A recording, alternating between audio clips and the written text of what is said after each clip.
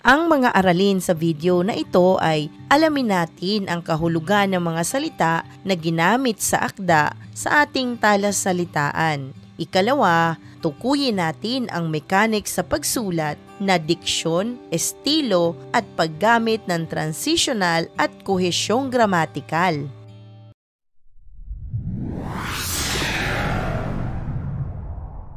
Sa unang bahagi ng ating aralin, alamin natin ang kahulugan ng mga piling salita na ginamit. Unang bilang, matukoy, makilala, matuklas, malaman. Ikalawa, kaanyuan, panlabas na itsura, pagkakakilanlan o itsura. Ikatlo, espesipiko, eksakto o tugma. Ikaapat, likha, gawa, imbento. Ikalima, konteksto, kalagayan o kabuuang pangyayari, linaw sa pagkaunawa sa isang pangyayari, salita o ideya.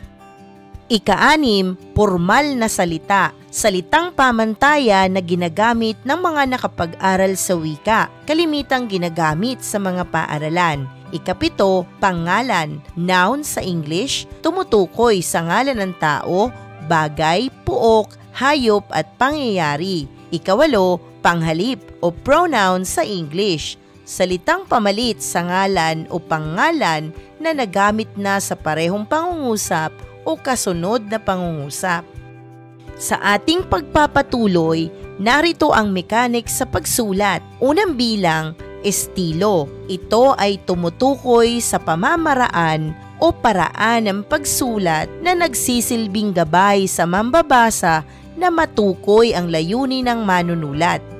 Maaaring ang manunulat ay may iisang paksa sa kanyang mga akda, pananalita na ginagamit, tono ng akda, layunin ng akda at iba pa. Isang kaanyuan na tanging sa isang manunulat lamang makikita at makikilala ng mga mambabasa na iyon ay likha ng espesipikong manunulat. Bagamat hindi pare-pareho ang maaari niyang malikha, makikilala mo pa rin sapagkat tatak na ng isang manunulat ang ganoong estilo. Ikalawang mechanic sa pagsulat, diksyon. Ito ay estilo ng pagsulat na tumutukoy sa pagpili ng salita na gagamitin ng isang manunulat. Maaaring gumamit ng mga salitang pormal o hindi pormal ang isang manunulat ayon sa konteksto o pagpapakahulugan nito. Ikatlo, kohesyong gramatikal o cohesive device. Ito ay tumutukoy sa mga salitang nagsisilbing pananda upang maiwasan ang pag-uulit ng mga pangalan o salitang gagamitin sa pagpapahayag. Sa ikatlong mechanics na kohesyong gramatikal, mayroon tayong mga saklaw. Una, pagpapatungkol o reference, paggamit ng panghalip na tumutukoy sa mga nauna o nahuling pangalan. Sa pagpapatungkol, mayroon tayong tinatawag na anapora. Ito ang panghalip na ginagamit sa hulihan bilang pananda sa pinalitang pangalan sa unahan. Halimbawa, ang mga abogado, ang dakilang tagapagtanggol ng mga naaapi. Ang abogado ay pangalan. Sila rin ang nakababatid kung anong parusa ang dapat matamo ng nagkasala. Ang panghalip na pinalit sa pangalang abogado ay sila. Makikita mo ang dalawang salitang nakasalungguhit, anapora, dahil nauna ang pangalan na abogado at pinalitan ito ng panghalip na sila sa ikalawang pangungusap. Katapora naman, panghalip sa unahan bilang pananda sa pinalitang pangalan sa hulihan. Pansinin ang halimbawa at nakasalungguhit na salita. Siya ay kilalang mang-aawit sa Malaysia. Si Siti Nurhaliza ay mahusay na composer at negosyante, tanyag sa pag-awit ng pop, R&B at rock. Ang pangalang Siti Nurhaliza ay pinalitan ng siya na nasa unahang bahagi ng pangungusap. Saklaw pa rin ng kohesyong gramatikal ang ikalawa, ang ellipsis. Ito ay pagtitipid sa pagpapahayag mga ibinabawas na bahagi ng pangungusap nang hindi makaaapekto upang maunawaan ang ideyang nais iparating. Narito ang halimbawa ng ellipsis. Si Alex ay nasa ika-8 baitang at si Allen naman ay nasa ika-9.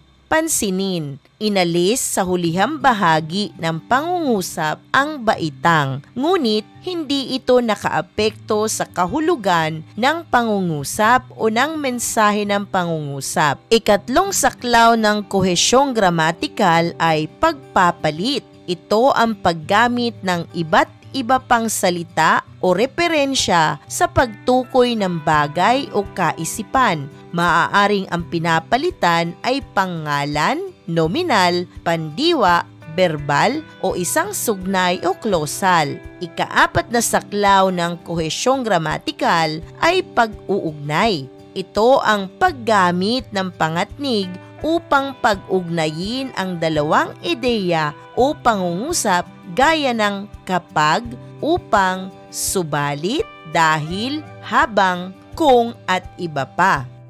Ang panghuli at ika-4 na mekanik sa pagsulat ay ang transitional na paggamit ng salita. Ito ay nag-uugnay sa pagsusunod-sunod ng pangyayari o ideya gaya ng sa wakas. Kung gayon, sa kabilang banda, sa katunayan, pagkatapos, sa lahat ng ito at iba pa. Kung inyong mapapansin, ito ay malamang na mailalagay sa hulihang bahagi ng ating akda o ng anumang ating sinusulat bilang konklusyon o panapos. Isang mahalagang aralin muli ang iyong napanood. Maraming salamat sa panonood sa channel na Aralin sa Filipino. Huwag mag-atubiling mag-comment ng inyong tanong, suggestions o paglilinaw ukol sa aralin. Munting kahilingan sa iyong kaibigan, paki-like, share and subscribe para updated ka sa mga susunod pang bagong video ng Aralin mo sa Filipino.